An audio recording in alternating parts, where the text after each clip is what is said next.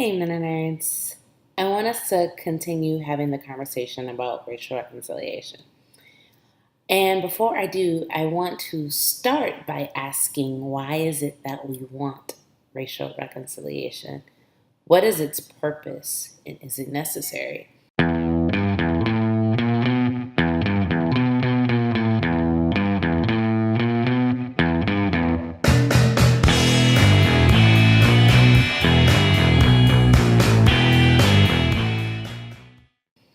And that kind of question may seem odd coming from someone who has been advocating for justice and racial reconciliation for almost 10 years. And the reason I ask is because I see a pattern happening in my lifetime of late that I have not seen in my whole 33 years before. You see, in light of the Orlando mass shooting that took place almost 2 months ago now, the the continual assault on Black lives, including men, women, and children, and the Dallas mass shooting of police officers, as well as the Baton Rouge killing of police officers, our country has been like totally going nuts with the violence and the destruction. And I get why people are asking and saying that we need racial reconciliation, we need peace.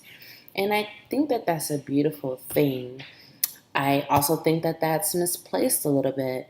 I think that way because I look at where it's coming from and why it's coming to the surface. When things are happening in Black and Brown communities and LGBT communities, I didn't see anybody, very little people, talking about the need for racial reconciliation.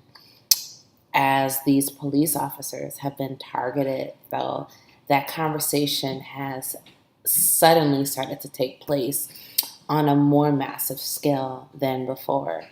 And so it's concerning to me. It's concerning that we're beginning to have this conversation now, but it's in the context of cops losing their lives, not in the context of the mass destruction that the system has just heaped upon women, people of color, American Indians, immigrants, and Muslims for so long.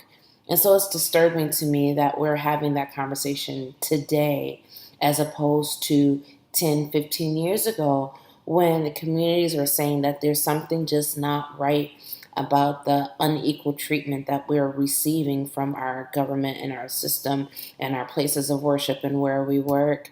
People have been crying about these things for a long time. And it's disturbing that people are willing to have that conversation now as opposed to yesterday.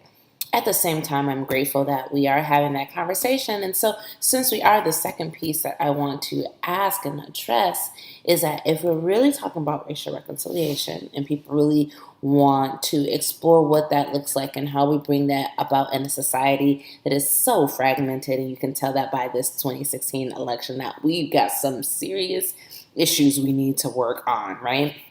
That aside, if we really want to have the conversation about reconciliation, the question I ask is, what are we willing to give up?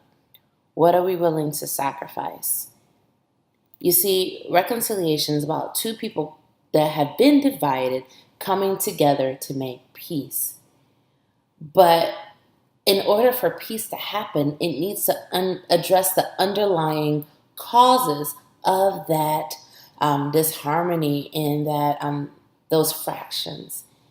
If our aims at reconciliation are just about making nice and playing along to get along, it's not really getting to the crux of the problem that we are wrestling with in the society. If we're not going to get there, we're just going to have these really nice potlucks and sing kumbaya and have unity marches and parades and things that make us feel good inside and make us actually feel that we're getting somewhere. But we're not. We're not really solving the problems and why there is so much discord in this nation. And so that's my challenge to us as believers. What are we willing to give up? If we're willing to have this conversation, are we willing to relocate to a different area, a different neighborhood? Are we willing to give up jobs and seats of power?